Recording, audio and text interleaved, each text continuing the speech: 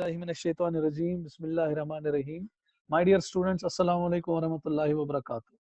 तो चले बेटा, कल के लेक्चर को अगर आप जो कल का लेक्चर हमने एंड किया था, तो कल के लेक्चर में आपको बेटा सिखाया गया था बहुत ही इंपॉर्टेंट एक स्ट्रक्चर जो आपकी किडनीज में होता है, and that's called as glomerular apparatus, juxtaglomerular apparatus। और कल के ही लेक्चर में बेटा मैंने कहा था कि जो ये जक्स्टा ग्लोमेरुलर apparatus है, एक इनबिल्ट मैकेनिज्म है जो अल्लाह पाक ने हमारी किडनी में रखा है और इंतहाई इंपॉर्टेंट होता है फॉर मेंटेनिंग जीएफआर। सो ये हमारी किडनी के जीएफआर को रेगुलेट करता है। कैसे, वो अभी मैंने नहीं पढ़ाया था। और आपको बेटा पता है कि जो हमारा जीएफआर है वो 20% रहना चाहिए, ना वो 20% से कम, ना 20% से ज्यादा। तो इसीलिए बेटा अल्लाह पाक ने हमारी किडनीज के अंदर एक इनबिल्ट apparatus डिजाइन करके रखा, that's called juxta glomerular apparatus, जिसकी वजह से बेटा जो जीएफआर है वो मेंटेन होता है 20% पे, ना उससे ज्यादा ना उससे कम। और उसके बाद बेटा कल का लेक्चर याद करो, मैंने कहा था कि जो जक्स्टा ग्लोमेरुलर apparatus है, ये बेटा दो चीजें बनाने में कामयाब हो जाते हैं। One is the wall of DCT and another is the wall of afferent arteriole, afferent a, where they come in contact with each other.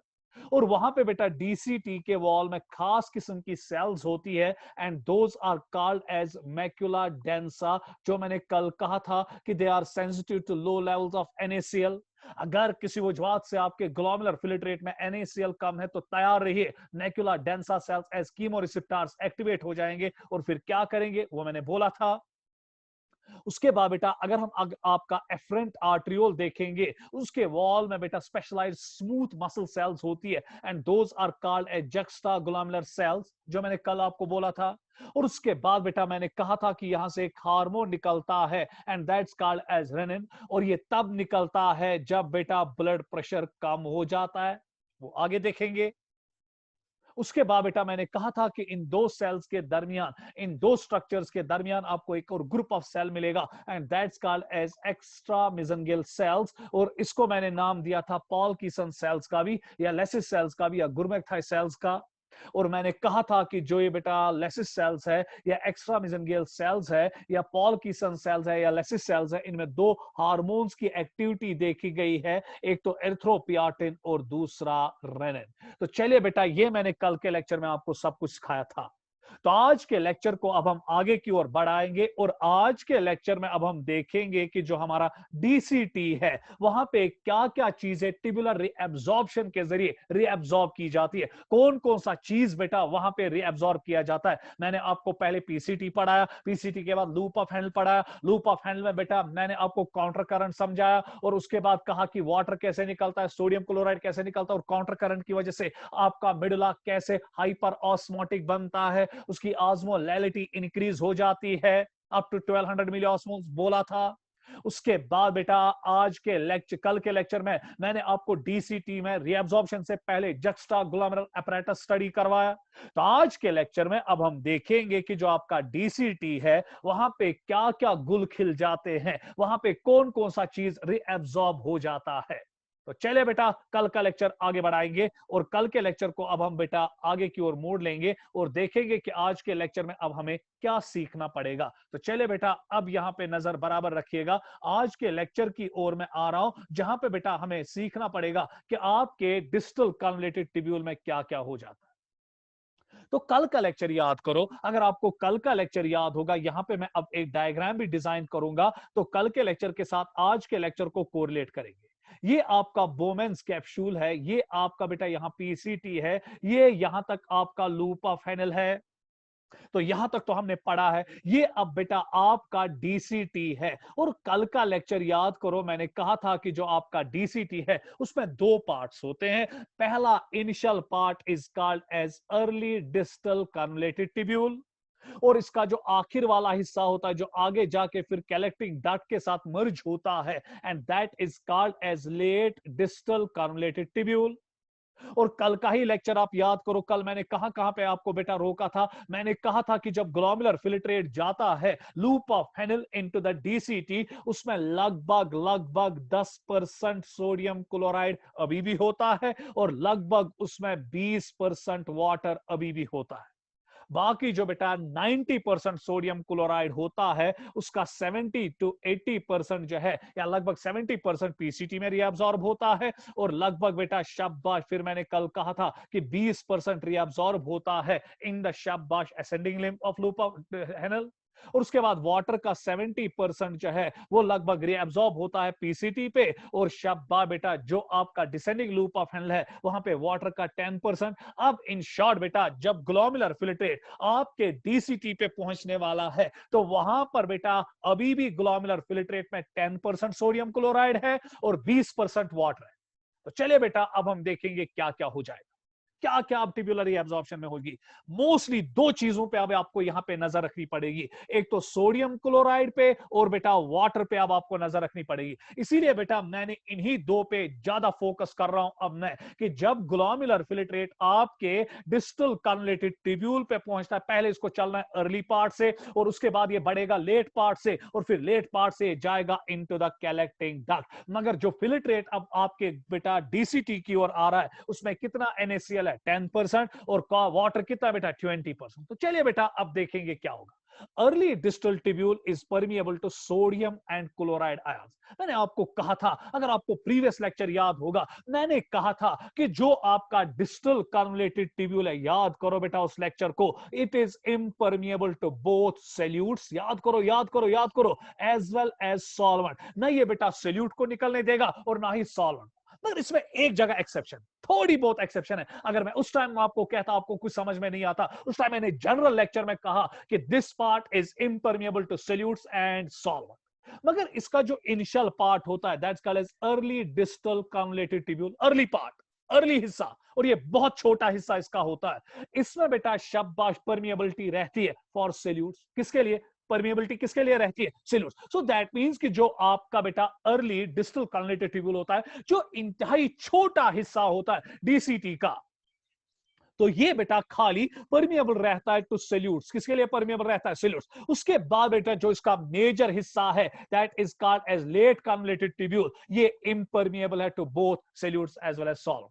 अगर मैं उस टाइम बेटा आपको बोलता कि नहीं इसमें एक्सेप्शन है, इसका पहला हिस्सा परमिएबल टू सॉल्यूट है, आप उस टाइम कंफ्यूजन में आते। इसलिए बेटा उस टाइम मैं जनरल लेक्चर पढ़ा रहा था और जनरल ही बात चल रही थी कि जो डीसीटी है इट्स पार्ट या its wall is impermeable to both solutes as well as solvent. However, बेटा इसका इनिशियल पार्ट जो है that is very small part that's called as early distal cannulated tubule, it is permeable to solute। और solute किसके लिए बेटा? Sodium chloride. तो देखिए बेटा अब क्या हो जाएगा। Early distal tubule is permeable to sodium and chloride ions, and nearly 4 to 5% of sodium chloride are reabsorbed in this region through Na positive Cl negative co-transport or symporter channels। क्या मैं हक के साथ बोलूं, कितना बेटा शाबाश यहाँ पे सोडियम क्लोराइड आता है? 10%। इस 10% में बेटा अर्ली डिस्टल कन्वलेटेड ट्यूब्यूल में कितना सोडियम क्लोराइड रीअब्सॉर्ब होता है? 4 to 5%। उसके बाद early distal tubule also shows conditional reabsorption of Ca2 with the help of a hormone called parathormone secreted by parathyroid gland. पहले बेटा हम इन दो पॉइंट्स को डिस्कस करेंगे और उसके बाद बेटा मैं आऊंगा लेट डिस्टल ट्यूब्यूल में। तो इसके लिए आपके साथ अब एक डायग्राम शेयर हो जाएगी जो अब आपको सीखना पड़ेगा। तो फिलहाल बेटा सारे बच्चे दिमाग में रखिएगा, distal cannulated tubule is normally impermeable to solutes as well as solvent। Very good, ये आपने याद रखा है। मगर एक्सेप्ट इसका जो early distal convoluted tubule part है that is permeable to sodium chloride. और बेटा इसी अर्ली डिस्टल ट्यूब्यूल में एक और केमिकल, एक और आयन रीअब्सॉर्ब हो जाता है and that's called as calcium. और खुद ब खुद नहीं, उसके लिए एक हार्मोन लगता है and that hormone is called as parathormone and that hormone is secreted by parathyroid gland. तो फिलहाल बेटा अब हम पहले इन दो पॉइंट्स को डायग्रामेटिकली डिस्कस करेंगे और उसके बाद बेटा हम आगे की ओर बढ़ेंगे। तो चले बेटा अब हम पहले अर्ली डिस्टल ट्यूब्यूल में देखेंगे कि कैसे 4 to 5% सोडियम क्लोराइड रीअब्सॉर्ब होता है और कैसे यहां पे कैल्शियम रीअब्सॉर्ब होता है, मगर कंडीशनल। क्यों कंडीशनल? क्योंकि उसके लिए एक हार्मोन निकालना चाहिए, फिर कैल्शियम रीअब्सॉर्ब होगा, नहीं तो कैल्शियम कभी रीअब्सॉर्ब होगा नहीं।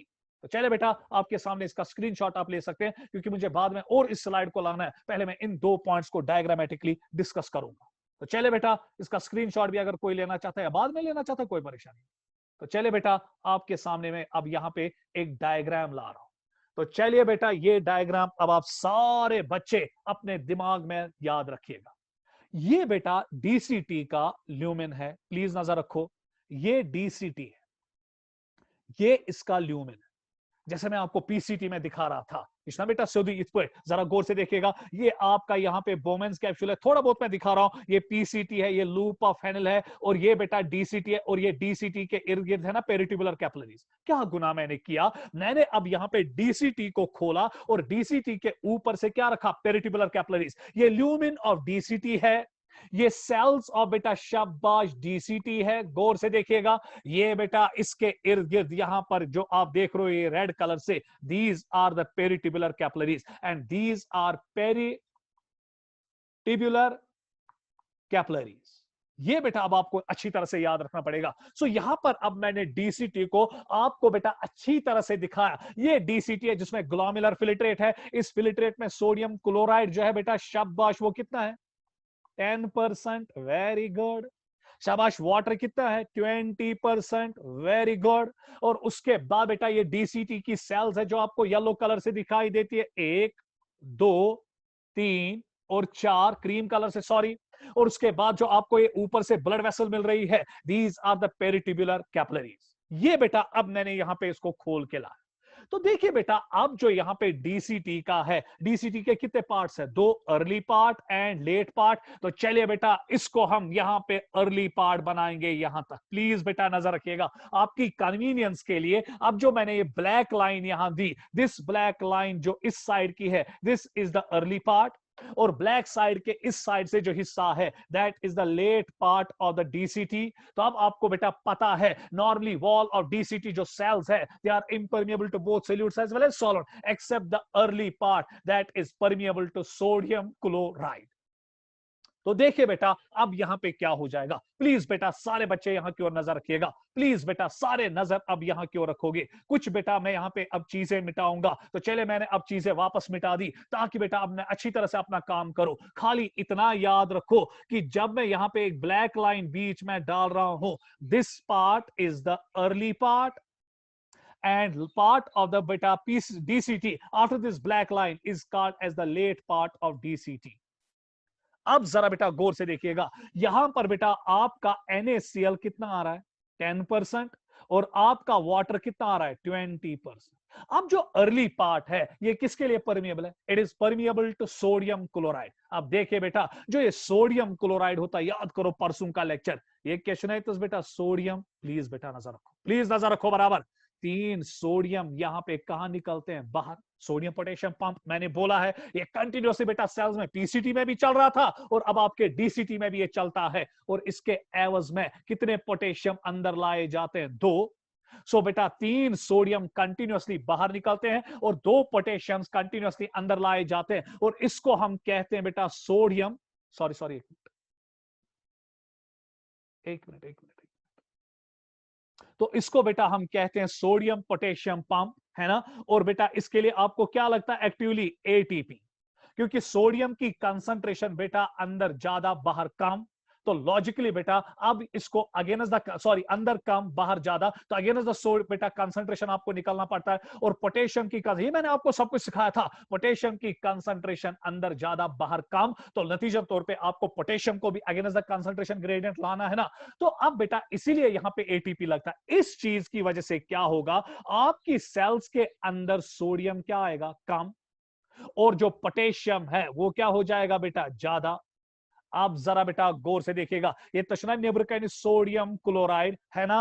अब जो ये सोडियम क्लोराइड है ना, as Na positive and Cl negative, यहां पर बेटा जो आपकी अर्ली डीसीटी की सेल्स होती है, यहां पर इसकी दीवार में रिसेप्टर्स होते हैं, चैनल्स होते हैं। इसी चैनल के जरिए बेटा अब सोडियम जो है वो बाहर से कहां की ओर जाता है, अंदर। क्यों बाहर से अंदर की ओर जाएगा, क्योंकि बाहर सोडियम क्या है, ज्यादा, अंदर सोडियम क्या है, कम, तो चला गया बेटा सोडियम अंदर। मगर ये सोडियम अब क्या करता है, ये अपने साथ बेटा क्लोरीन को भी घसीट के लाता है। सो आ गया ना बेटा सोडियम और chloride. So that clearly indicates कि sodium chloride अब गया from the lumen of the DCT into the cells।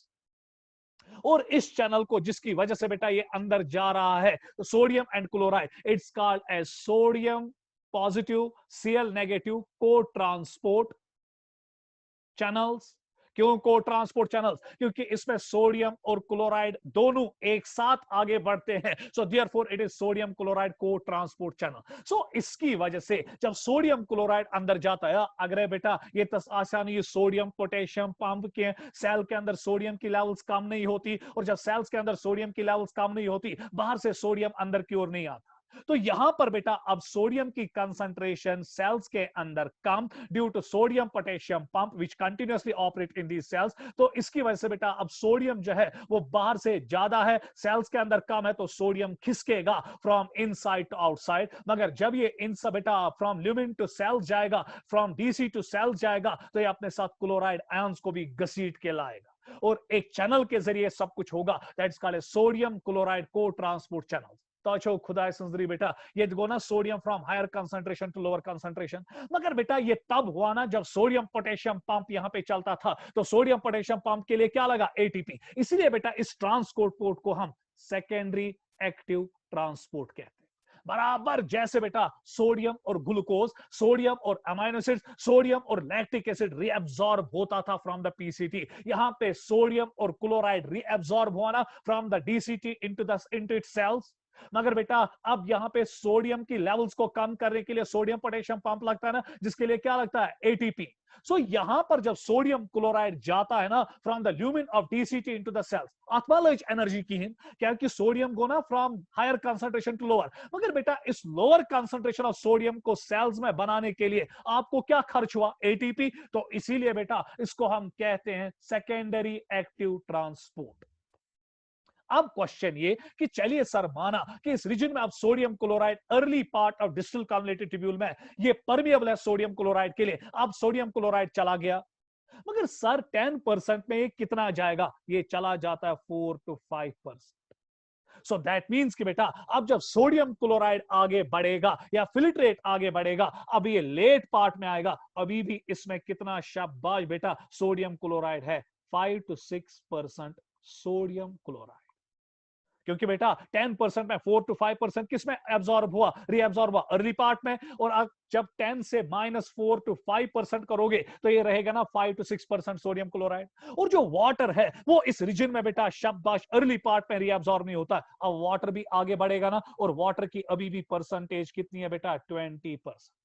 तो क्या मैं हक के साथ बोलूं कि जो अर्ली पार्ट डीसीटी का है वहां पे महज सोडियम क्लोराइड रीअब्सॉर्ब होता है, क्योंकि उसमें sodium chloride cotransport channels होती है। और कितना सोडियम क्लोराइड अर्ली पार्ट में रीअब्सॉर्ब होता है? Through the sodium chloride transport channels, cotransport channels 4 to 5%। और अब जब ये फिल्ट्रेट जाएगा into the late part of the distal convoluted tubule, अब उसमें सोडियम क्लोराइड कितना होगा? 5 to 6%, और वाटर कितना होगा? 20%।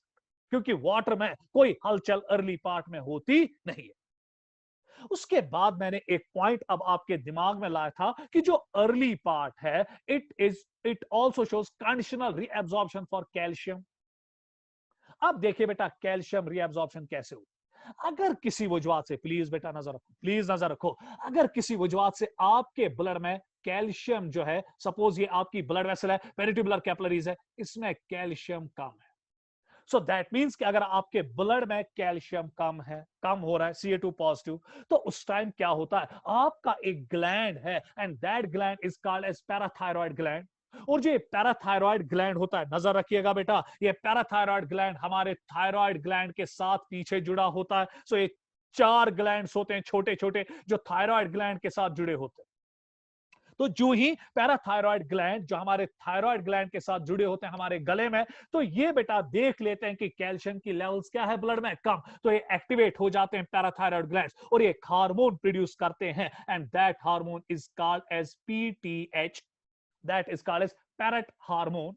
इसको हम एक और नाम देते हैं कोलिप्स हार्मोन, जो मैं इंशाल्लाह आपको बेटा पढ़ाऊंगा एंडोक्राइन सिस्टम में। मगर फिलहाल इतना याद रखो, अगर किसी वजह से आपके ब्लड में कैल्शियम की लेवल्स कम हो रही है, तो आपका पैराथायरॉइड ग्लैंड डिटेक्ट करेगा कि कैल्शियम कम है, और वो एक हार्मोन प्रोड्यूस करेगा जिसको हम शॉर्ट फॉर्म में कहते हैं पीटीएच, पैरेट हार्मोन और कोलिप्स हार्मोन। अब ये पैरेट हार्मोन ब्लड के जरिए आ जाता है और शाबाश बेटा ये अब मिल जाता है इन डीसीटी के सेल्स के साथ। अब जब ये डीसीटी के सेल्स के साथ मिल जाता है, क्योंकि इनका रिसेप्टर बेटा डीसीटी के सेल्स पे होता है, अब ब्लड से पीटीएच आया और किन के साथ मिला? With its receptor that is present in the distal convoluted tubules cells या early part of distal convoluted tubule cells. उसके बाद ये पैरेट हार्मोन क्या करता है? जो ही बेटा अब ये सेल को स्टिमुलेट करता है, इस सेल में अब चैनल्स होती है and those channels are calcium channels. तो ये बेटा अब क्या करेगा? ये इस ग्लोमेरुलर फिल्ट्रेट से कैल्शियम को रीअब्सॉर्ब करवाएगा और अब ये कैल्शियम जब रीअब्सॉर्ब होगा तो फिर ये कैल्शियम जाएगा बेटा शाबाश from these cells into the blood. अब बेटा कैल्शियम ब्लड में गया तो इसकी वजह से कैल्शियम की लेवल्स ब्लड में क्या हो जाएंगी? इंक्रीज। तो आज के बाद सारे बच्चे याद रखना, अगर आपको कोई कहेगा कि अगर आपके ब्लड में कैल्शियम कम हो रहा है कौन सा हार्मोन निकलेगा, तो बोलिएगा सर पैराथायरॉयड ग्लैंड से एक हार्मोन निकलता है and that hormone is called as parathormone. उसके बाद बेटा अगर आपको कोई कहेगा कि पैरेट हार्मोन कहां पे अपना काम करता है, तो झट से जवाब देना सर ये इन्फ्लुएंस करता है सेल्स को। किस सेल्स को इन्फ्लुएंस करता है? It influences the cells present in the early part और द डिस्टल कन्वोल्यूटेड ट्यूब्यूल, क्योंकि वहां पर बेटा इन सेल्स में खास किस्म के रिसेप्टर्स होते हैं and those receptors are called as parathormone receptors. और वंस ये पैरेट हार्मोन बेटा हार्मोन जो है ये बेटा रिसेप्टर्स के साथ मिला with the cells of the early part of distal convoluted tubule, तो ये क्या करता है? ये उन सेल्स में कैल्शियम चैनल्स को खोलता है और कैल्शियम अब जाता है from glomerular filtrate into the cells और फ्रॉम सेल्स बेटा calcium goes into the blood. तो इसकी वजह से बेटा ब्लड में कैल्शियम की लेवल्स क्या हो जाती है? इंक्रीज। सो पैरेट हार्मोन जो है उसका शिकंजा कहां पे रहता है? आपके नेफ्रॉन बेटा किडनी के ट्यूब्यूल्स पे। तो याद रखना in the cells of the early part of the distal convoluted tubule. और जब वो बेटा रिसेप्टर्स के साथ मिलता है तो इन सेल्स में जो अर्ली पार्ट ऑफ डीसीटी की सेल्स है उनमें कौन से चैनल्स को ओपन करवाता है? कैल्शियम चैनल्स, जिसकी वजह से ग्लोमेरुलर फिल्ट्रेट से कैल्शियम चला जाता है पहले सेल्स में, cells of the early part of DCT, और फिर इसी से कैल्शियम चला जाता है इनटू द ब्लड, जो आपकी डायग्राम पे चल रहा है। तो ये था बेटा अर्ली पार्ट ऑफ शाबाश बेटा डीसीटी, डिस्टल कन्वोल्यूटेड ट्यूब्यूल। सो दो चीजें बेटा यहां पे एब्सॉर्ब हो जाती है। पहला NaCl 4 to 5% खुद ब खुद, क्योंकि ये एरिया होता है परमिएबल टू शाबाश बेटा sodium chloride because of presence of sodium chloride cotransport channels. और दूसरा चीज जो यहां पे रीअब्सॉर्ब होगा दैट्स कैल्शियम, मगर ये कंडीशनल है, ये तब तक नहीं होगा जब तक पैरेट हार्मोन नहीं आएगा। सो वंस पैरेट हार्मोन आया वो सेल्स के साथ बाइंड करेगा, वो इन सेल्स के कैल्शियम चैनल्स को ओपन करता है, कैल्शियम जाता फ्रॉम ग्लोमेरुलर फिल्ट्रेट फ्रॉम बेटा शाबाश lumen of DCT of early part और जाता है सेल्स में, और फिर सेल्स के जरिए कैल्शियम ब्लड में जाता है, जो आपके स्लाइड के सामने चल रहा है। उसके बाद बेटा अब हम आएंगे लेट पार्ट की ओर और देखेंगे कि लेट पार्ट में क्या हो जाता है। ओए नजर रखो बेटा, बराबर नजर बराबर रखो बेटा। अब यहां पे क्या बोला जा रहा है? अब लेट पार्ट में देखिए होगा क्या। This is the late part जो बेटा ब्लैक लाइन के इस साइड से है। तो अब हम देखेंगे कि लेट पार्ट में क्या क्या गुल खिलाएगा आपका डीसीटी। अभी मैंने कहा कि जो लेट पार्ट है मेजर पार्ट है, it is impermeable to solutes as well as solvents. यहां पर बेटा ये इम्परमिएबल रहता है सोल्यूट्स के लिए भी और सॉल्वेंट के लिए। फिर क्या होगा? फिर तो बेटा फिल्ट्रेट सीधे बढ़ेगा, मगर बेटा अगर यहां पर एक हार्मोन निकलेगा and that hormone is called as aldosterone, तो तैयार रहिए बेटा, जो लेट पार्ट है ये शाबाश अब परमिएबिलिटी दिखाएगा। सो अगर एल्डोस्ट्रॉन ब्लड में है, अगर एल्डोस्ट्रॉन सिस्टम में है, तो late part of DCT permeability दिखाएगा। किसके लिए? वो अभी देखेंगे। मगर अगर ब्लड में एल्डोस्ट्रॉन अवेलेबल नहीं है तो लॉजिकली बेटा ये क्या करेगा? यहां से फिल्ट्रेट सीधे आगे बढ़ेगा, because this part is impermeable to solutes as well as salt. So क्या मैं हक के साथ बोलूं कि जो late part of distal convoluted tubule है, normally it is impermeable to solutes as well as solvent, however it can show conditional reabsorption of sodium chloride as well as water, but in presence of a hormone, that hormone is called as aldosterone. चले बेटा देखिए अब कहानी कैसे चलेगी। नजर रखिएगा बेटा, ये बहुत इंपॉर्टेंट लेक्चर चल रहा है। आपकी एज में बेटा ये बच्चों को पता नहीं होता है। कोशिश कर रहा हूं मैं आपको वो चीजें समझाऊं जो किताबों ने लिखे, आपकी टेक्स्ट बुक ने लिखी है, पर वहां पे इलॉबरेट करके नहीं है। सीधे बेटा लिखा है। अब आप अपने जब सीधे चीजें पढ़ते हो आपको कहां बेटा सीधी चीजें समझ में आएंगी। तो इसलिए बेटा जब सीधी चीजें सीखनी पड़ती है तो उंगली को थोड़ा बहुत टेढ़ा करना पड़ता है। तो इसीलिए बेटा इन चीजों को आपको समझने की जरूरत है। तो देखिए बेटा अब लेट पार्ट में क्या होगा। सपोज बेटा किसी वजूहत से आपके ब्लड में सोडियम क्लोराइड की लेवल्स कम है। गौर से समझना बेटा, सोडियम क्लोराइड का एक बहुत बड़ा इंपॉर्टेंट पार्ट होता है कि ये वाटर को अपने साथ निकाल के लाता है। अब आप कहोगे सर अर्ली पार्ट में जब सोडियम क्लोराइड निकला उसने पानी क्यों नहीं अपने साथ लाया। बेटा पानी तब लाएगा ना जब एक्वापोरिन चैनल्स होंगी। अर्ली पार्ट ऑफ डीसीटी में एक्वापोरिन चैनल्स होती ही नहीं है। तो इसलिए यहां पे खुद ब खुद इंडिविजुअली सोडियम क्लोराइड निकलता है, वो वाटर को साथ नहीं निकालता। क्योंकि जब सोडियम क्लोराइड चलता है through sodium chloride cotransport channel अर्थ मेम्ब्रेनस में, इन सेल्स के मेम्ब्रेन में एक्वापोरिन चैनल्स भी होनी चाहिए तभी वाटर निकलेगा। यहां एक्वापोरिन चैनल्स नहीं है इसलिए वाटर नहीं निकलता। मगर लेट पार्ट में प्लीज बेटा नजर रखो, प्लीज नजर रखो, इसमें बेटा sodium chloride cotransport channels भी है और इसमें बेटा आपकी एक्वापोरिन चैनल्स भी है। सो दोनों ही चैनल्स बेटा। सो ये एक्वापोरिन चैनल है, AQUAPORIN एक्वापोरिन चैनल। और ये बेटा यहां पे अगर आप ब्लैक पेन से देखेंगे जो मैंने यहां पर दिखाया आपको बेटा, जो यहां पे दिखाया जाता है दिस इज सोडियम क्लोराइड को ट्रांसपोर्टर चैनल। मगर ये चैनल्स बेटा क्लोज्ड होती है, इसीलिए तो ये एरिया इम्परमिएबल है to solutes as well as salt.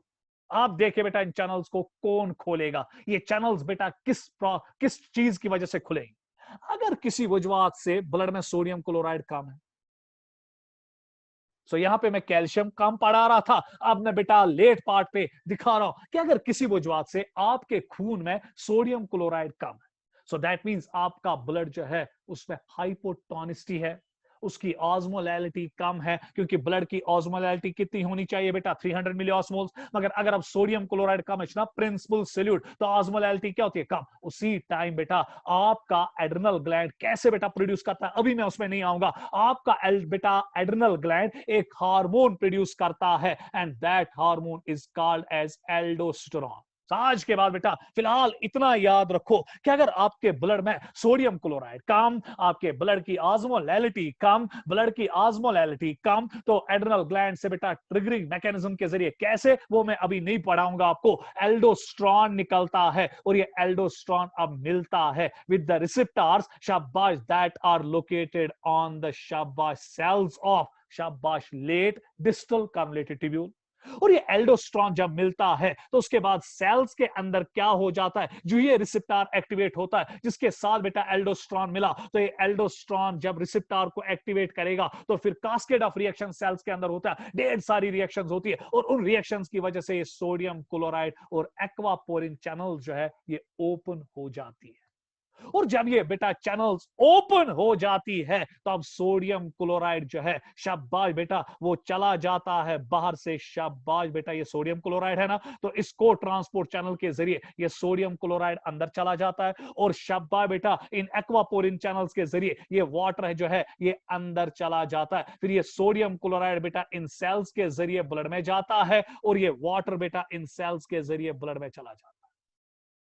अब क्वेश्चन ये उठा कि सर यहां कितना सोडियम क्लोराइड रीअब्सॉर्ब होगा और कितना वाटर रीअब्सॉर्ब होगा with the help of this aldosterone. अगर एल्डोस्ट्रॉन बहुत ज्यादा होगा, सोडियम क्लोराइड की लेवल्स इंतहाई कम ब्लड में होगी, तो ये एल्डोस्ट्रॉन इतना ज्यादा निकलेगा, ये रिसेप्टर को इतना ज्यादा एक्टिवेट करेगा और रिसेप्टर इन टर्न बेटा सोडियम क्लोराइड चैनल्स को ढेर सारा खोलेगा कि सारा का सारा sodium chloride 5 to 6% sodium chloride जो है सारा का सारा रीअब्सॉर्ब होगा। और अब क्वेश्चन उठागा वाटर कितना होगा, वाटर लगभग बेटा 4.5% यहां पे रीअब्सॉर्ब हो जाता है। सो दैट मींस कि अब जो वाटर है वो बचा कितना 15.5%।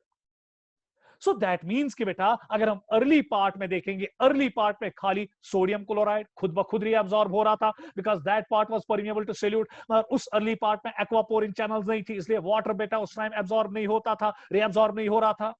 तो इसीलिए बेटा जब ये फ्लूइड आगे बढ़ा, इसमें पहले NaCl कितना था 10%, वाटर कितना था 20%, और NaCl का अर्ली पार्ट में कितना रीअब्सॉर्ब हुआ 4.4 to 5%, तो लेट पार्ट में फिर ये कितना पहुंचा 5 to 6%, वाटर सारा का सारा 20%, और उसके बाद लेट पार्ट में 5 to 6% NaCl, और वाटर जब आगे बढ़ रहा है, अगर ब्लड में NaCl कम, तो उस टाइम बेटा एल्डोस्टेरॉन निकलेगा, और एल्डोस्टेरॉन बेटा क्या करेगा, जितना ज्यादा एल्डोस्टेरॉन निकलेगा उतना ये ज्यादा से ज्यादा सोडियम क्लोराइड को रीअब्सॉर्ब करता है, और अगर ये ज्यादा निकलेगा तो 5 to 6% सोडियम क्लोराइड सारा का सारा रीअब्सॉर्ब हो जाता है और जाता है ब्लड में। और वाटर का खाली आउट ऑफ 20% कितना 4.5%, और 15.5% फिर ग्लोमेरुलर फिल्ट्रेट चलता है और जाता है इनटू द कलेक्टिंग डक्ट।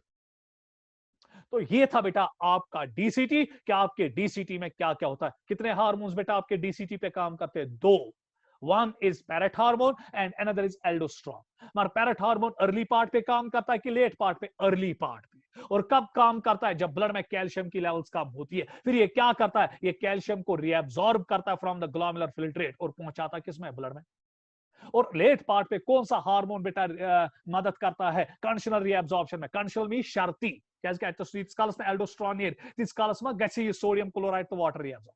सो वहां पर बेटा लेट पार्ट पे कंडीशनल रीअब्सॉर्प्शन कौन करवाता है, एल्डोस्टेरोन। किस किस की, सोडियम क्लोराइड की और water.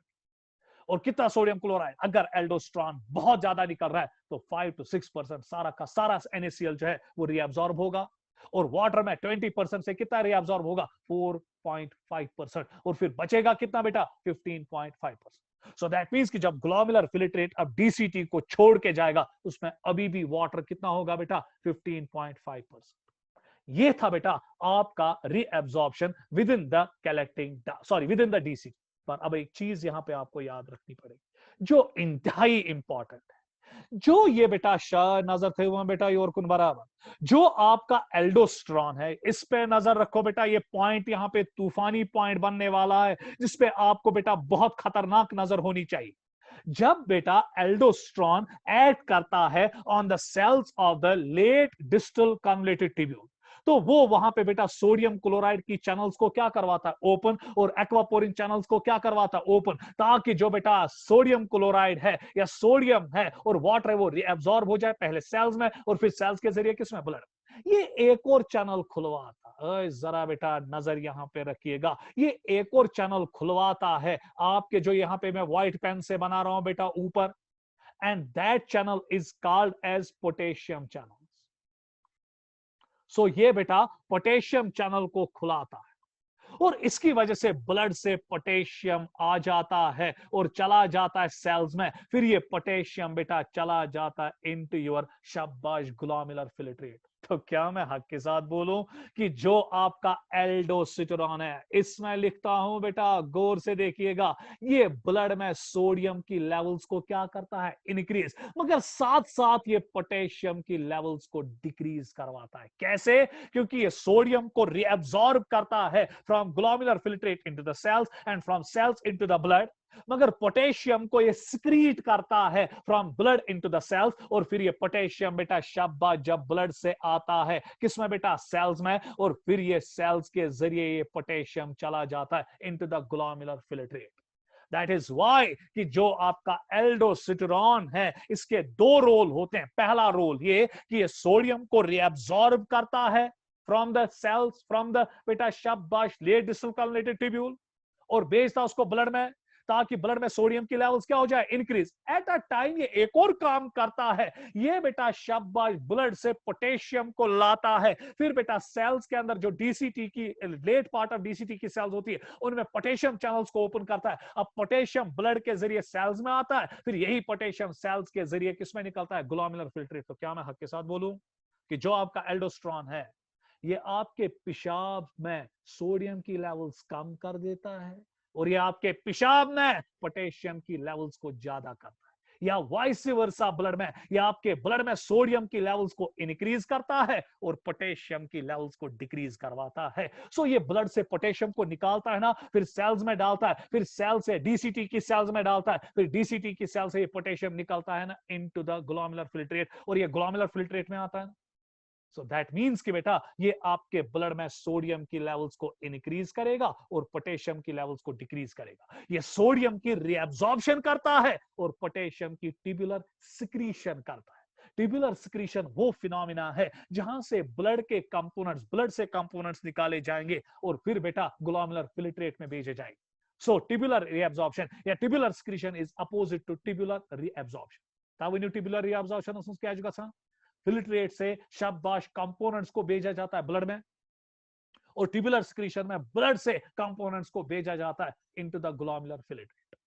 So what is the role of बेटा aldosterone? Role of aldosterone is ये बेटा दो चीजें करता है। पहला ये कि ये सोडियम की लेवल्स को ब्लड में इंक्रीज करवाता है by enhancing tubular reabsorption from glomerular filtrate, और ये पोटेशियम की लेवल्स को ब्लड में डिक्रीज करवाता है by enhancing tubular secretion of potassium from blood into the glomerular fluid या ग्लोमेरुलर फिल्ट्रेट वाया शाबाश cells of late distal convoluted tubule. इशू तो है याद था। तो बेटा चलिए अब हम इसका स्क्रीनशॉट लेंगे, तो इसका स्क्रीनशॉट लीजिएगा तो फिर आगे बढ़े। जल्दी इसका स्क्रीनशॉट लीजिए। तो चलिए वापस मैं आ रहा हूं उस पार्ट पे जो मैंने छोड़ा था। Early distal tubule is permeable to sodium chloride and nearly 4 to 5% of sodium chloride are absorbed in this region through sodium chloride co-transport या symporter channel। अब ये आपको अच्छी तरह से बेटा सब कुछ क्लियर होगा। Early distal tubule also shows conditional reabsorption of calcium with the help of parathormone secreted by parathyroid gland। अभी मैंने बोला। उसके बाद late distal tubule is impermeable, however it can show conditional reabsorption of sodium कितना बेटा 5 to 6%, अगर ज्यादा निकलेगा, and water in presence of a hormone aldosterone। Aldosterone is also responsible for shabash tubular secretion of potassium, thus it decreases potassium levels and increases sodium levels in blood। बेटा clear हुआ क्या? DCT बेटा अच्छी तरह से clear हुआ। सो DCT में क्या क्या होता है? पहले पार्ट में सोडियम क्लोराइड एक्सक्लूसिवली रिएब्सॉर्ब होता है because that part is permeable only to solutes, और उसी पार्ट में बेटा कैल्शियम भी रिएब्सॉर्ब होगा प्रोवाइडेड कि एक हार्मोन निकलेगा दैट्स कॉल्ड एज पैराथॉर्मोन।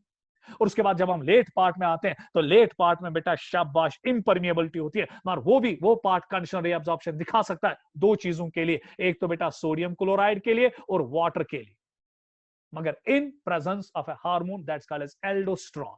और एल्डोस्टेरोन अब दो चीजें करता है, ये सोडियम की रिएब्सॉर्प्शन करता है और पोटेशियम की ट्यूबुलर सिक्रीशन करता है, जिसकी वजह से ब्लड में सोडियम की लेवल्स इंक्रीज होती है और पोटेशियम की लेवल्स डिक्रीज होती है। इशू याद था बेटा।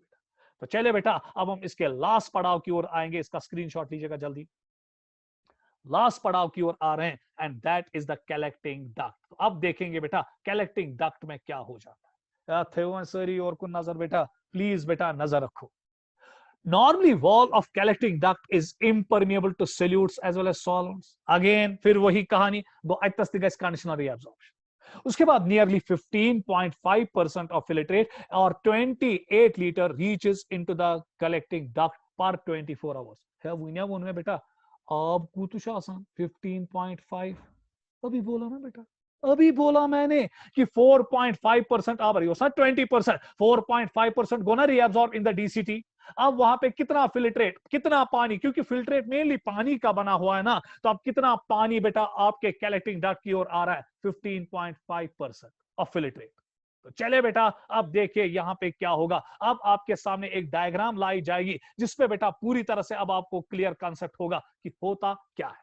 तो चले बेटा अब यहां पर नजर रखिएगा, ये आपका पीसीटी हता नजर थी बराबर बेटा, भागो मत, थक गए, ठीक है, थैंक यू। चलिए पीसीटी, यहां पे वाटर रिएब्सॉर्ब हुआ और सोडियम क्लोराइड भी रिएब्सॉर्ब हुआ। अभी मैंने कहा वाटर यहां पे लगभग बेटा टेंटेटिवली आप लीजिए 70%, टेक्स्ट बुक में लिखा है 70 to 80%, हम लोअर साइड पे जाएंगे, और NaCl भी हम टेंटेटिवली लेंगे 70% लोअर साइड पे। उसके बाद बेटा जब मैं जाता था आपके डिसेंडिंग लिम्ब पे, यहां पे वाटर जो है वो 10% रिएब्सॉर्ब होता है, और जब मैं आपके NaCl पे जा रहा हूं या बेटा असेंडिंग लिम्ब पे जा रहा हूं, यहां पे बेटा NaCl जो है वो रिएब्सॉर्ब होता है बेटा 20%। उसके बाद जब हम डीसीटी पे गए तो डीसीटी पे मैंने अभी आपको कहा था, अगर आपको याद होगा, यूवर्चना हुआ था NaCl 10% और वाटर कितना बेटा 20%। तो उसमें बेटा आपने देखा कि अर्ली पार्ट में कितना रिएब्सॉर्ब हुआ 5 to 4 to 5% NaCl, वाटर कुछ नहीं। और लेट पार्ट पे बेटा मैंने कहा अगर एल्डोस्ट्रॉन पूरा का पूरा आएगा तो 5 to 6% NaCl यहां रीअब्सॉर्ब होगा। और वाटर का खाली कितना बेटा 4.5% वाटर। तो दैट मींस कि बेटा अब जब ये फिल्ट्रेट आपके कलेक्टिंग डक्ट में आएगा तो इसमें कितना वाटर होगा 15.5% ऑफ वाटर। इशू याद था। अब देखेंगे बेटा अगर यहां पर टिब्यूलर रीअब्सॉर्प्शन नहीं होगी, क्योंकि कलेक्टिंग डक्ट में मेनली टिब्यूलर रीअब्सॉर्प्शन होती है वाटर की। किसकी बेटा? किसकी? वाटर की। ये तो याद हो। तो यहां पर मेनली जो टिब्यूलर रीअब्सॉर्प्शन होती है वो किसकी होती है? वाटर की। और अब अगर हम यहां पर देखेंगे कि 15.5% बेटा अब ग्लोमेरुलर फिल्ट्रेट या वाटर इसमें आ रहा है। और कुल मिला के अगर हम लीटर्स में देखेंगे कितना लीटर है, दैट इज 28 लीटर्स। और यहां पर बेटा अब जो आपका फिल्ट्रेट होता है इसकी जो टॉनिसिटी होती है वो बेटा 50 मिली ऑस्मोल्स होती है। याद बेटा याद था 50 मिली ऑस्मोल्स। क्यों?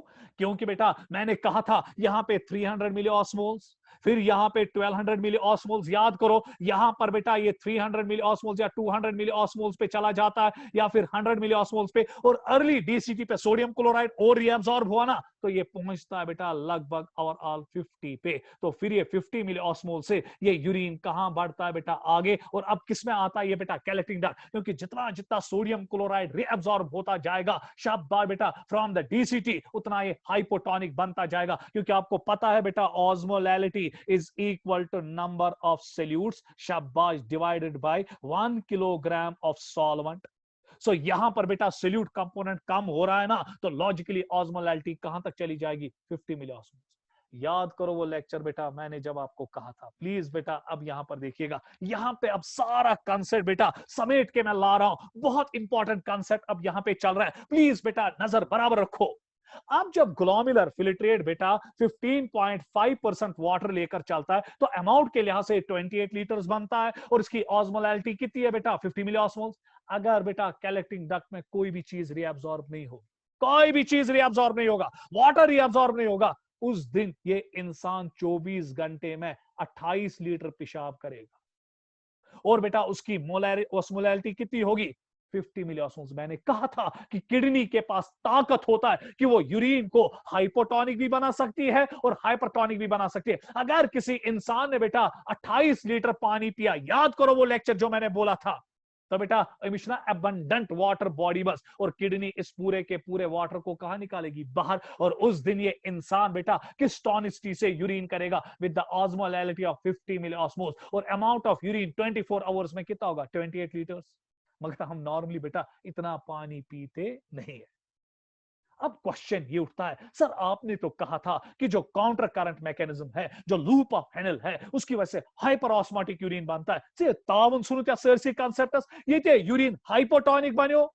मगर बेटा ये हाथी के दांत है दिखाने के ओर और खाने के ओर। आप देखिए बेटा यहां पे क्या हो जाएगा। प्लीज बेटा नजर रखिए। हर टाइम चाहे आपकी बॉडी हाइड्रेटेड हो या डिहाइड्रेटेड हो, आपके बेटा कलेक्टिंग डक्ट तक कितना फ्लूइड पहुंचता है? वाटर पहुंचता है 15.5%। और ग्लोमेरुलर फिल्ट्रेट 24 घंटे में कितना पहुंचता है? 28 लीटर। हता बेटा अगर एने तेरी एब्जॉर्प्शन गैस के तेल ना 8 लीटर पेशाब कर अच्छा यूथ ब्लड वॉल्यूम इसका को यूथ पेशाब कर। तो देखिए बेटा अब क्या होता है जब ग्लोमेरुलर फिल्ट्रेट बहुत ज्यादा आता है कलेक्टिंग डक्ट में। लॉजिक सी बात है कि ग्लोमेरुलर फिल्ट्रेट बनो ना ब्लड पे, तो इसकी वजह से ब्लड वॉल्यूम क्या होगा? कम। जब ब्लड वॉल्यूम कम होगा ब्लड फ्लो क्या होगा? कम। और आपका पिट्यूटरी ग्लैंड जो होता है बेटा, इस पिट्यूटरी ग्लैंड के ऊपर से एक बेटा ब्रेन का हिस्सा होता है and that's called as hypothalamus. क्योंकि जब मैं आपको एंडोक्राइन सिस्टम पढ़ाऊंगा तो मैं कहूंगा आपको ये ब्रेन है और इस ब्रेन का जो लोअर हिस्सा होता है इसको हम हाइपोथैलेमस कहते हैं। और इसी हाइपोथैलेमस के साथ एक ग्लैंड जुड़ा होता है and that's called as pituitary gland. जब बेटा ग्लोमेरुलर फिल्ट्रेट जो बोमेंस के सॉरी कलेक्टिंग डक्ट में आ रहा है अच्छा तो ये पानी बेटा कहां से निकल रहा है? From the blood. तो इसकी वजह से ब्लड वॉल्यूम क्या होगा? कम। ब्लड वॉल्यूम कम हुआ ब्लड फ्लो क्या होगा? कम। ब्लड फ्लो कम हुआ तो ब्लड बेटा प्रेशर कम होगा। और आपका हाइपोथैलेमस जांच लेता है कैसे, वो भी इंशाल्लाह बेटा कल के लेक्चर में आपको पढ़ाया जाएगा रेगुलेशन ऑफ किडनी में। आपका हाइपोथैलेमस जांच लेता है कि आपका ब्लड वॉल्यूम कम है, आपका पानी यूरिन से बाहर आ रहा है कलेक्टिंग डक्ट में, तो वो एक हार्मोन प्रोड्यूस करता है and that hormone is called as ADH. Anti diuretic hormone, और ये एंटी डाययूरेटिक हार्मोन ब्लड के जरिए आता है पेरिट्यूबुलर कैपिलरीज में, क्योंकि ये कलेक्टिंग डक्ट के इर्द गिर्द पेरिट्यूबुलर कैपिलरीज है ना, जैसे मैंने अभी डीसीटी के इर्द गिर्द पेरिट्यूबुलर कैपिलरीज पढ़ाई, इसी तरह ये कलेक्टिंग डक्ट की सेल्स है ना, बताइए मच में बज बनाए मत cells, these are the cells of collecting duct 1 2 3 and 4। तो देखिए बेटा अब क्या हो जाएगा, कलेक्टिंग डक्ट के इर्द गिर्द पेरिट्यूबुलर कैपिलरीज है ना, तो ये एडीएच आएगा और ये एडीएच मिलेगा with the receptors of the collecting duct cells. ये बेटा रिसेप्टर है किसका, एडीएच का। अब ये एडीएच जो है ये इस रिसेप्टर के साथ मिलेगा, और जो ही एडीएच इन रिसेप्टर्स के साथ मिला तो ये सेल्स के अंदर ढेर सारी चेंजेस करेगा, जिसकी वजह से बेटा ये कलेक्टिंग डक्ट में एक्वापोरिन चैनल्स को खोलेगा। ये बेटा ब्लू कलर से जो मैं बना रहा हूं, these are the aquaporin channels। अब जब ये एक्वापोरिन चैनल्स खुलाएगा, इन्हीं एक्वापोरिन चैनल्स के जरिए बेटा अब वाटर जाएगा, शाबाश बेटा, into the cells of the collecting duct. तो ये वाटर जा रहा है। अब जब ये वाटर जा रहा है, फिर ये वाटर जाएगा शाबाश from the cells into the blood. तो चला गया बेटा अब ये वाटर ब्लड। अब जरा बेटा गौर से देखिएगा, which one बेटा काउंटर करंट मैकेनिज्म क्या है। और बेटा खुदा के लिए अब यहां पर देखिएगा, बेटा जो आपका कलेक्टिंग डक्ट है वो मिडला में है ना, इसको सॉरी व्हाइट मिडला। अगर मैं यहां पे ऐसे लाइन दूंगा, इसके नीचे सारा मिडला है ना, कोई है कि नहीं। जो मिडला है अगर आप देखेंगे 300 400 500 600 700 800 900 1000 1100 और 1200। बेटा ये क्यों हाइपर ऑस्मोटिक मिडला है, क्या इसके आत्मचना चीज आक्षना आमुद बेटा NaCl बेचना यूरिया। जितना जितना आप मिडुला के अंदर घुसते जाओगे तो शब्बा बेटा वहां पे है ना NaCl और शाबाश यूरिया, जो आपके मिडुला को क्या बनाता है, हाइपर ऑस्मोटिक। आप जरा गौर से यहां पर देखिएगा, मेहरबानी करके यहां पर देखिएगा, जो कलेक्टिंग डक्ट है ओसना बेटा फिल्ट्रेट पका, मगर फिल्ट्रेट हाइपोटोनिक है कि हाइपोटोनिक, हाइपोटोनिक, उसकी टॉन्सिटी कितनी है 50 मिली ऑस्मोल्स, मगर जो बाहर से मिडुला है, मिडुला क्या है बेटा, हाइपरटोनिक। यहां पर अब दो कंडीशंस है ना, जो फिल्ट्रेट कलेक्टिंग डक्ट में चल रहा है वो हाइपोटोनिक है, और जो आपका मिडुला है वो हाइपर ऑस्मोटिक है। अब पानी जाना चाहेगा, क्योंकि आपने ऑस्मोसिस पढ़ा है, ऑस्मोसिस में जो वाटर है that goes from hypotonic to hypertonic solution, मगर बेटा जो आपका मेम्ब्रेन है ना कलेक्टिंग डक्ट का, ये मेम्ब्रेन इम्परमिएबल है ना, ये है ना impermeable to solutes as well as solvent, इसलिए बेटा यहां कुछ नहीं होगा। इसीलिए फिर बेटा क्या होता है कि जब फिल्ट्रेट बहुत सारा पानी लेकर निकलता है तो आपका हाइपोथैलेमस जांच लेता है कि ब्लड में पानी कम, ब्लड वॉल्यूम कम, तो वो एक हार्मोन बेटा प्रोड्यूस करता है, and that hormone is called as ADH. और एडीएच क्या करता है, वो ब्लड के जरिए आता है और कलेक्टिंग डक्ट के सेल्स के साथ मिलता है, क्योंकि उनके रिसेप्टर्स, एडीएच के रिसेप्टर्स जो होते हैं वो कलेक्टिंग डक्ट सेल्स पे होते हैं, और जो ही ये रिसेप्टर्स एक्टिवेट हो जाते हैं तो ये कलेक्टिंग डक्ट सेल्स में एक्वापोरिन चैनल्स को ओपन करता है। वाइन विच क्या आ गया बेटा, ये थी एक्वापोरिन चैनल्स ओपन गई बेटा, बाहर से ना हाइपरटोनिक, अंदर से क्या है, hypotonic. Definitely now water will go from hypotonic to hypertonic बेटा, from hypotonic to hypertonic environment. तो वाटर बेटा बाहर निकलना चाहेंगे। अब वाटर बेटा जब बाहर निकलेगा, वहां वह सवाल, सॉरी थी वाटर द्राव योर छना सेल्स या मेमा योर सेल्स हाइम स्किन ना छना योर सेल्स पेरिट्यूबुलर कैपिलरी छना सोनवनी तारफो। अब मैंने खाली एक तरह से दिखाया ताकि आपको कंफ्यूजन न हो जाए, क्योंकि यहां से अगर आप देखोगे, यहां से भी मिडला है ना, इसका 300 400 500 600 700 800 900 1000 1100 1200, ये मिडला है ना बेटा, इसी में है ना कलेक्टिंग डक्ट की सेल्स। अब जब बेटा बाहर से हाइपरटोनिक एनवायरनमेंट है, अंदर से हाइपोटोनिक एनवायरनमेंट है, जो ही एक्वापोरिन चैनल्स खुली, बैंग गोली की रफ्तार से वाटर निकलेगा from collecting duct into the शाबाश और जाएगा इनटू द ब्लड। तो इसकी वजह से ब्लड वॉल्यूम क्या होगा, इंक्रीज। जब ब्लड वॉल्यूम इंक्रीज होगा, ब्लड फ्लो क्या होगा, इंक्रीज। मगर अब देखना यह है कि कितना पानी निकलेगा, जितना एडीएच ज्यादा निकलेगा उतनी एक्वापोरिन चैनल ज्यादा खुलेंगी ना, और जितनी एक्वापोरिन ज्यादा खुलती जाएंगी। अब जरा बेटा गौर से यहां कर देखिएगा, इस ग्लोमेरुलर फिल्ट्रेट जो बेटा कलेक्टिंग डक्ट में है, वाटर ढेर सारा निकलता जाएगा ना। तो जब बेटा वाटर ढेर सारा निकलता जाएगा, बाहर की जो टॉनिसिटी है वो अंदर की टॉनिसिटी के साथ मैच होगा ना। देखिए कैसे, अब मैं यहां पर बेटा शाबाश, इसका आप स्क्रीनशॉट पहले लीजिएगा, जल्दी जल्दी स्क्रीनशॉट लीजिएगा, क्योंकि मुझे इसमें और बेटा इस डाटा को मिटाना है। प्लीज स्क्रीनशॉट जल्दी लीजिए, जल्दी जल्दी जल्दी। देखिए बेटा होगा क्या, गौर से यहां पर देखिएगा, ये Chennai Vasa with the 50 milliosmoles. अब बेटा यहां पे है ना 300, 400, 500, 600, 700, ये ना मिडला, 800, ब्लू कलर से मैंने सारा मिडला दिखाया ना, 800, 900, 1000, 1100 और 1200, ये चारों तरफ से है ना बेटा इस कलेक्टिंग डक्ट के। अब मैं 2 डायमेंशनल में जा रहा हूं, ये चारों तरफ से है ना, योर फिल्ट्रेट वसम with the tonicity of 50 milliosmoles. ये पाइकनेस चौधरी क्या इसकी बेटा जो कलेक्टिंग डक्ट का वॉल है ये है ना impermeable to both solutes as well as solvent. मगर बेटा जब आपके बॉडी में पानी कम है तो आपके बॉडी से पानी बाहर निकल रहा है ना ग्लोमेरुलर फिल्ट्रेट से, कितना पानी इसमें है अभी मैंने बोला, अगर आपको याद होगा इसमें लगभग बेटा 15.5% वाटर है, और वॉल्यूम के लिहाज से जाएंगे कितना है बेटा 28 लीटर्स है बेटा। ये ढेर सारा पानी है ना 24 घंटे में। हाउ कैन वी अफोर्ड कि हम 28 लीटर यूरिन करेंगे बेटा 24 आवर्स में? हम कर सकते हैं, मगर जब आप 28 लीटर पानी पियोगे सर इस 30 चवान के 2 लीटर या 3 लीटर चवान त्रेश ये आब गस वापस रिएब्जॉर्ब गसन तो मारो इस। तो देखिए बेटा ब्लड वॉल्यूम कम, ब्लड फ्लो कम, आपका हाइपोथैलेमस बेटा पिट्यूटरी ग्लैंड से एक हार्मोन प्रोड्यूस करेगा एडीएच जो ब्लड में आएगा, और एडीएच अब ब्लड के जरिए मिलेगा with the receptors that are present on the बेटा कलेक्टिंग डक्ट सेल्स। और वो क्या करेगा, जो ही ये रिसेप्टर एक्टिवेट होगा इससे एडीएच मिलेगा, तो ये एडीएच क्या करेगा, ये आपके शाबाश कलेक्टिंग डक्ट की सेल्स में एक्वापोरिन चैनल्स को खोलेगा। तो ये बेटा एक्वापोरिन चैनल्स ओपन हुई।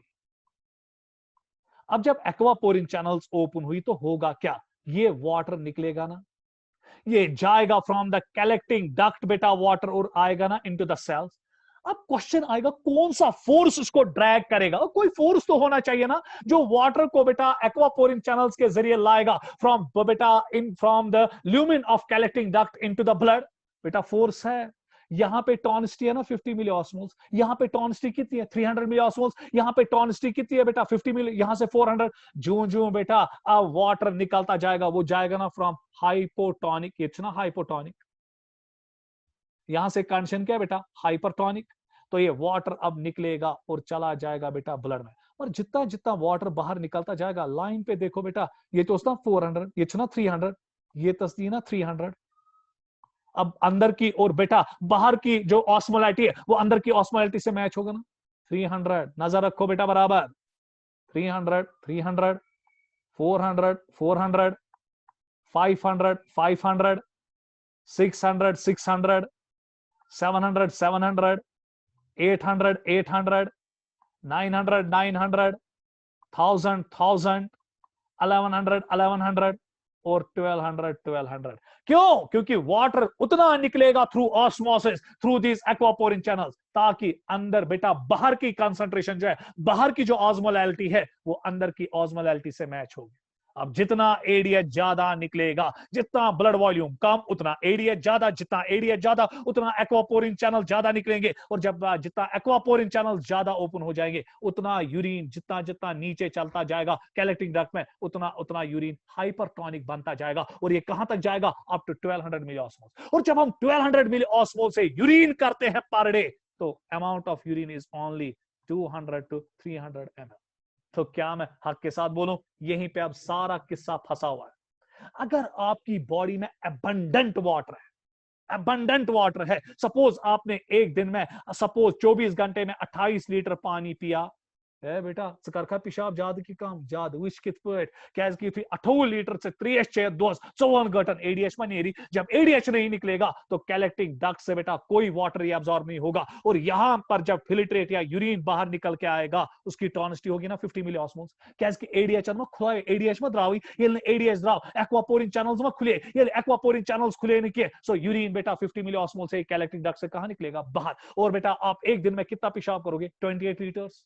अगर आपकी बॉडी में पानी बहुत कम है, आपने बेटा दिन भर आप रोजदार हो, आपने पानी पिया ही नहीं, आपने रोजे रखे और पानी कुछ भी नहीं है आपके ब्लड में, तो देखिए होगा क्या, बहुत कम पानी है, एडीएच कुछ भी नहीं, सॉरी एडीएच बेटा ढेर सारा निकलेगा, और जब एडीएच ढेर सारा निकलेगा वो ढेर सारी एक्वापोरिन चैनल्स खुलाएगा, और जब ढेर सारी एक्वापोरिन चैनल खुलेगा तो उस दिन बेटा आपका यूरिन बराबर 1200 मिली ऑस्मोल्स तक हाइपरटोनिक बनेगा।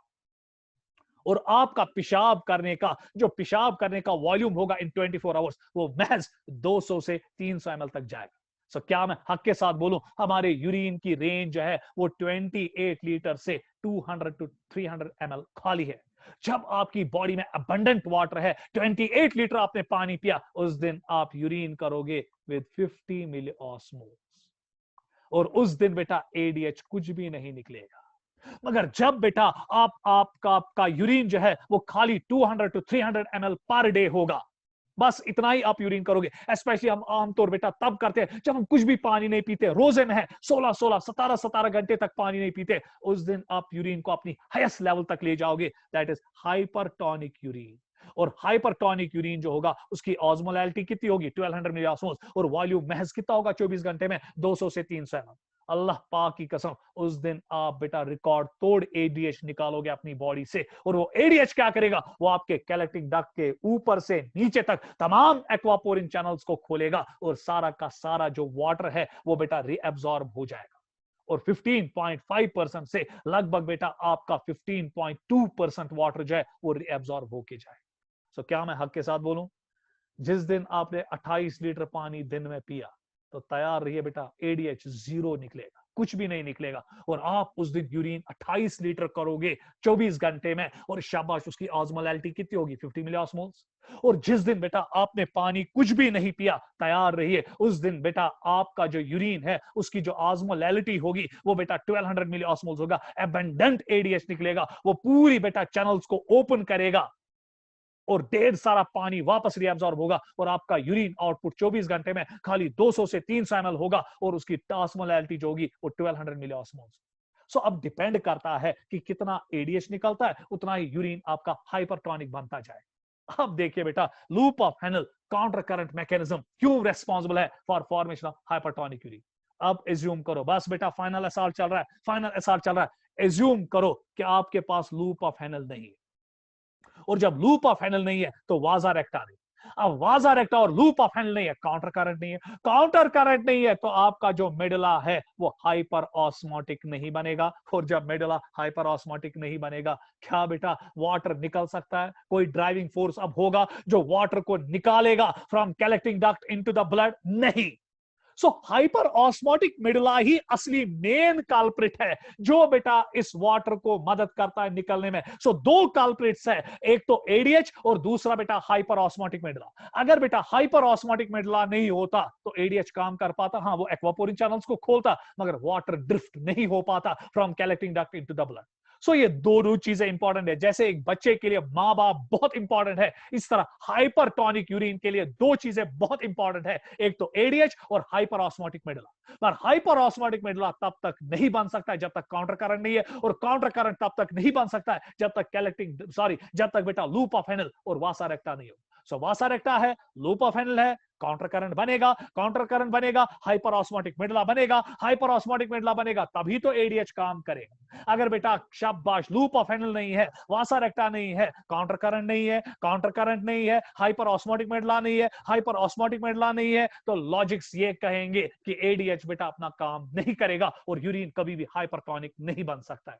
यही क्वेश्चन तो नीट में आया था कि अगर हम लूप ऑफ हेनल को निकालेंगे what will happen, never kidney never will form hypertonic urine. क्यों? क्योंकि जब आप लूप ऑफ हेनल को निकालोगे वासा रेक्टा काम नहीं करेगा, वासा रेक्टा काम नहीं करेगा तो शाबाश काउंटर करंट नहीं बनेगा, काउंटर करंट नहीं बनेगा, हाइपर ऑस्मोटिक मेडुला नहीं बनेगा, हाइपर ऑस्मोटिक मेडुला नहीं बनेगा, तो शाबाश बेटा यूरिन कभी भी हाइपरटोनिक नहीं बन सकता है।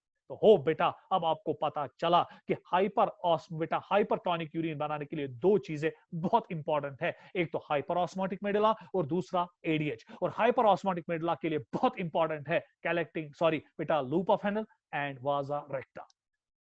तो ये था बेटा आपका टिपुलरी एब्जॉर्प्शन, ये था आपका शाबाश जक्स्टाग्लोमेरुलर apparatus, ये था आपका बेटा शाबाश क्या क्या होता है डीसीटी में, पीसीटी में, लूप ऑफ हेनल में, डीसीटी में और कलेक्टिंग डक्ट में।